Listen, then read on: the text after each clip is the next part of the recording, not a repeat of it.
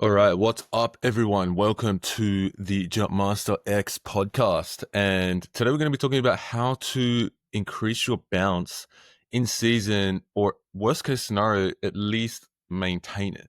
So, to jump straight into this, what is the primary thing someone needs to focus on in season one to build their bounce time? Also, say they've been putting in the work in the off season, but also maintain it. Mm. So I'd say for 99% of people, it's just literally a case of you just got to keep making sure you're getting stronger because that's going to be your limiting factor. Again, for 99% of people, is just how much strength you can build during season.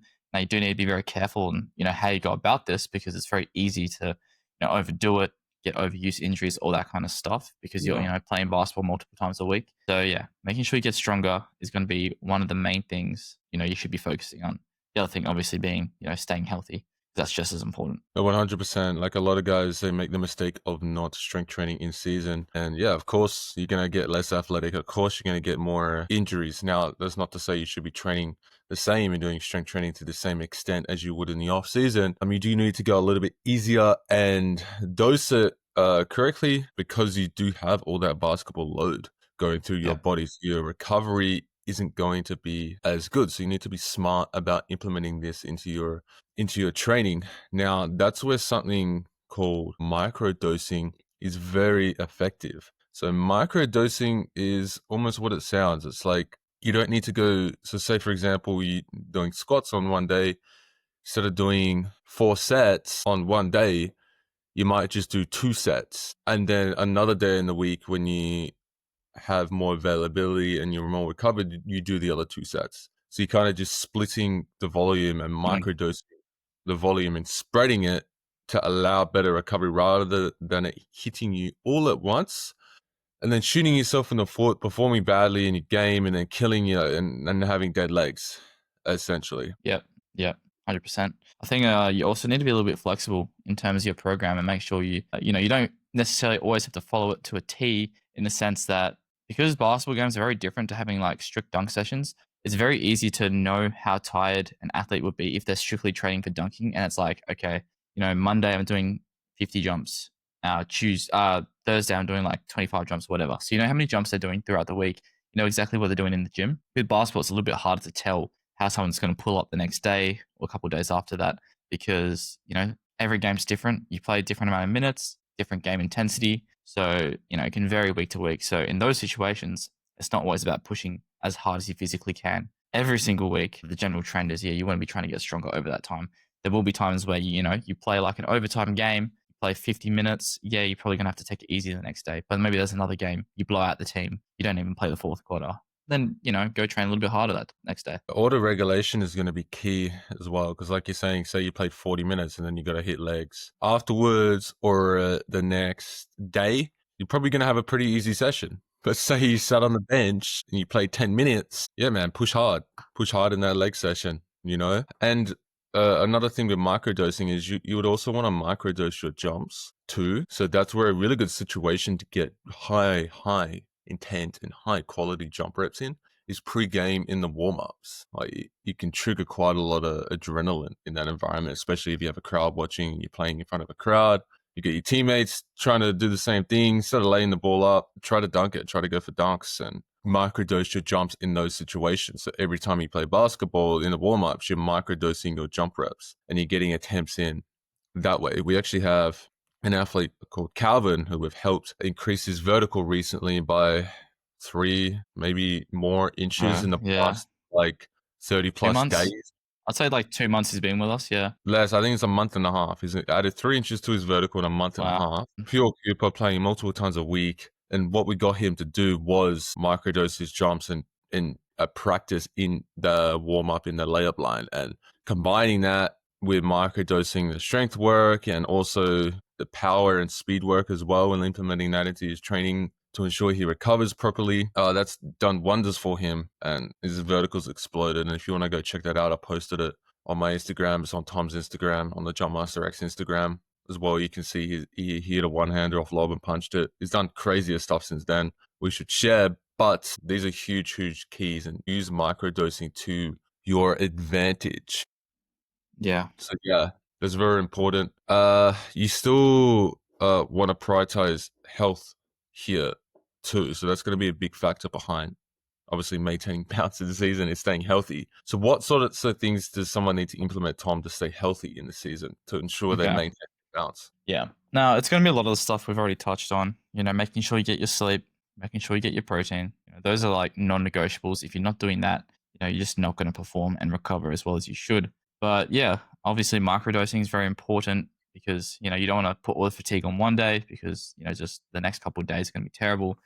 You don't do that. But yeah, it's just using Calvin, for example, we really like built him up very slowly because I knew that he was playing basketball upwards of 4 times a week, right? So someone that never, it's not that he was never in the gym, but he was never on like a full vertical jump program. He's never really trained the way that we train people. And knowing this, we didn't just throw him into the deep end and give him like the most cooked workout that we'd give, you know, maybe one of our more advanced athletes who's been training with us for a while, for example, like Hack or Dylan Hagen. So yeah, we really started him off easy and built his way up. There's no point jumping into deep end, you know, getting hurt, overtraining, whatever. You'd rather undershoot than overshoot in 100% of situations or scenarios. Yeah, because one of the main issues hoopers run into in season when they're trying to combine training, strength and power training with basketball is knee pain. For sure. So what are some strategies someone can go about Yeah. to mitigate or reduce the amount of knee pain they have? Because it's hard to reduce it completely. You're always going to have a little bit.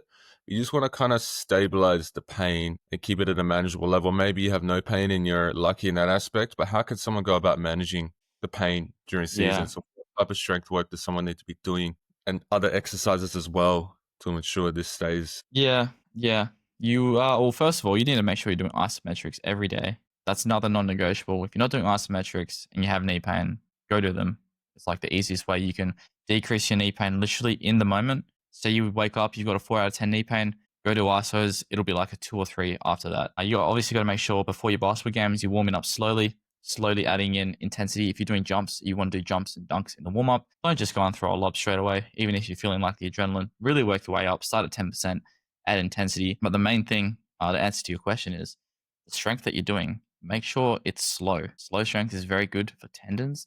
Tendons really love slow strength. And if you really build it up, it's a good way of building your strength as well in season. And it's going to make you feel good rather than chucking on like, you know, 90% of your 1 rep max and trying to hit it for 2 reps and you're like bouncing out of the bottom, you know, like going down really fast. You know, if you're healthy, go ahead and go do that if that's part of your program. But again, if we're talking about someone who's in season, suffers from knee pain, can, you know, flare it up pretty easily, you know, slow strength is going to be the answer. Just clarify, Tom, what is slow strength? Because a lot of people listening will not know what that Right. means exactly. So Just, yeah. what is it and how does someone do it and implement it into their training? All right. Well, I'll give you an example. Let's just say someone suffers from like a minor level of knee pain. You know, maybe like they play basketball 3-4 times a week. After their games, when they cool down, you know, their knee feels a bit stiff. When they wake up in the morning, feels a bit stiff and tight, but nothing like super serious. So what I'd recommend for them is do like 3 sets of 6, 5 seconds up, 5 seconds down, going all the way up and down in this situation because, you know, this is someone with like, you know, knee pain on the lower side of things. So yeah, slow strength literally just means, you know, prescribing a tempo and going and do that. And typical that I like to do is either 3 seconds up, 3 seconds down, and then pause for like 1 second at the bottom, or like 5 seconds up, 5 seconds down, 1 second pause at the bottom. Definitely make sure you don't try and like bounce out of the bottom because you're going to get a lot of compressive loading there, which is very easy to flare up the tendon. But yeah. Yeah, to like break it down for you guys, if you're struggling with jumper's knee, the things that are most stressful for the tendon are faster movements. So anything that's fast and is going to load the tendon fast, like jumping, running, power work, all that's going to stress your tendon the most. And that's the reason why slow strength training works so well, is because apart from doing an isometric where that's the slowest you can possibly go because you're quite literally not moving, the reason slow strength is so good for your tendon is because you're not stretching it fast, or you're not stressing it in the same way a fast movement would, and it can have quite a lot of positive effects and adaptations on the structures to ensure your tendon starts to heal and it gets stronger. You're still strengthening the muscles around the joint as well, which builds further durability through that joint. And it does it in a way that's not going to stress and worsen your pain. It should, if you do it right, you don't go too heavy or do it in the wrong way, you should feel far better and have less pain the next day. And that's been the case for our athletes that have been training in season, right? Mm-hmm. Correct. Like, yeah. 100%. So it can be quite a game changer. And if you're healthy, you don't have knee pain, go a little bit harder in your squats and move them a little bit faster. So then you can start to build more explosive power as well. Yeah. If you want help with your knee pain, if you're a basketball player, a hooper, you know, you don't have to be playing high level. You can be like a recreational player here and there. If you want help with your knee pain, go to masterx.com and sign up. We'll help you out. We'll get you in a group chat with myself, Austin, and Jordan Kilgannon. And yeah, we'll write your program and make sure you know, obviously get healthy, but, you know, long term, make you jump higher because, you know, at the end of the day, that's everyone's goal here. No, for sure. Yeah. Tap that link. I think a big thing you spoke about before, Tom, was sleep. Now, a really good testimony for that is none other than LeBron himself. He prioritized sleep so heavily throughout his career, and he was one of the most durable athletes of all time. And I would confidently say there's a huge reason Yeah, definitely. he remains so doable, but also in terms of maintaining balance and staying athletic in season, it's huge because one, obviously, it keeps you healthy, but two, it's going to keep you neurally sharp. So you're going to be able to react more quickly. Your nervous system will fire more quickly. And if your brain and nervous system are functioning more optimally because you're sleeping well, then your muscles are going to generate more force, they're going to be more powerful, they're going to activate and fire faster. So that's a huge reason why you need to sleep. Even your decision making in games will be better if you're mentally more sharp as well. So these are huge benefits of sleeping more, and this is how it affects your athleticism. I remember I saw a study. I don't know if it was about free throws or 3-point shooting, but it was actually as simple as like the difference between oh no, I think it was like 6 and 8 hours a night. And it was like an insane amount of like the actual shooting percentage went up just from sleeping 2 more hours a night. That's crazy. Yeah, I've seen something crazy, some crazy statistic Yeah, for injury prevention as well. Like every hour, I think under 8 hours or it doubles, right? maybe 7 hours of sleep, like, yeah, increases your chance of injury by like 30-40% or something crazy like Yeah, that.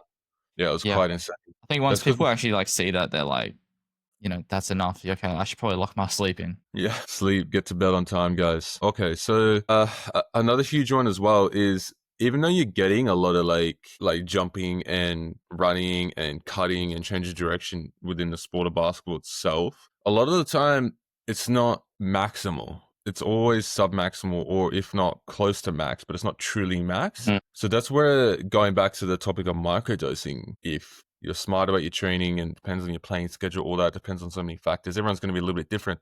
But a huge thing we implement into our guys' training in season and microdose it properly is sprinting and plyometrics, but focusing more on intensity and keeping the volumes not too crazy high. Especially sprinting could be a huge one. You might think you're getting a lot of that in gains, but it's not purely max intent.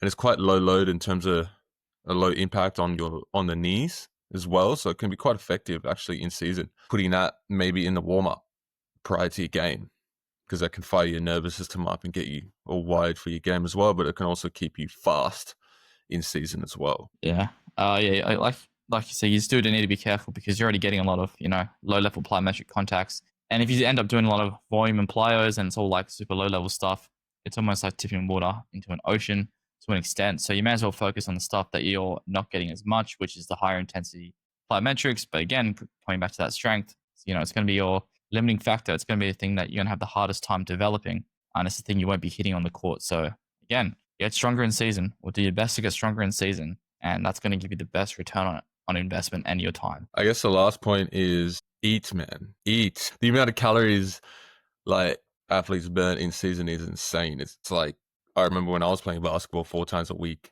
Like it's a struggle to eat enough, and try to eat mostly clean food, hit your protein targets, and especially try to eat a lot of carbohydrates. Like for probably closer to 5-6 times body weight in carbs. So I weigh 90 kilos. So that's 400-500 grams of carbs a day, maybe more. That's going to be a huge one.